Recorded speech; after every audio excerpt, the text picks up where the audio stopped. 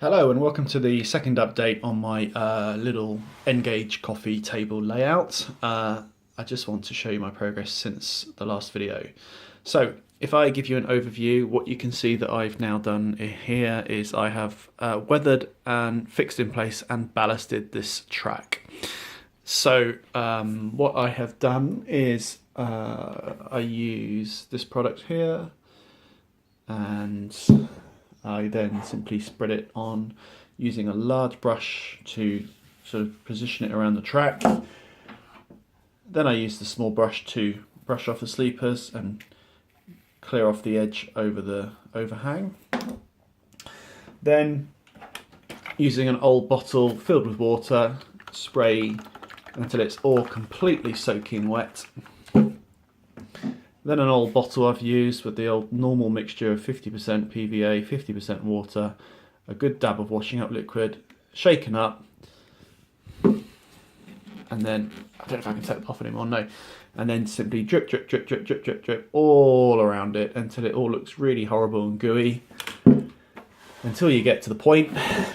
And then you have to be so careful around the point, because if you go loads of glue here, this will all gunk up, it won't move, and then you'll have a track that doesn't work. As you can see here, you can tell by movement, a nice firm spring contact there, so that has not affected the point at all. I've got the bit of flexible track I used here to create the siding. It is sticking over the side here, but that's not a problem. I'll be sawing that off here once I've finished tidying up the track, and that will obviously all look fine. And I just also want to point out another thing I've done is the join here between two pieces of set track. I pulled out the two end piece joiners, and I had two pre-soldered joiners that I put in their place. So once again I've finished, there'll be a small hole drilled here and here, and the track will simply be in there, and then a bit more ballast on top of these two will just cover those up completely.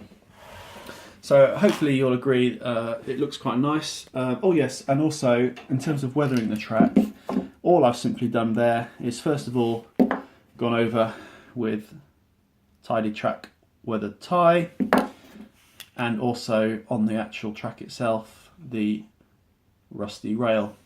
These are absolutely fantastic. They're a bit expensive, but you simply give them a shake, you prime them so the ink's coming out, and then you just simply, I just go a bit over the sleepers here if you can see, so it won't focus, but you just paint it on, and it just really gives a nice dirty weathered effect to the track.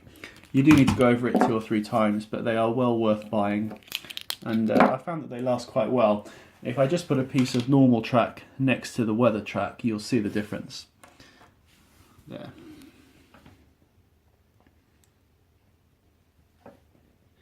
It actually looks even better on a side profile.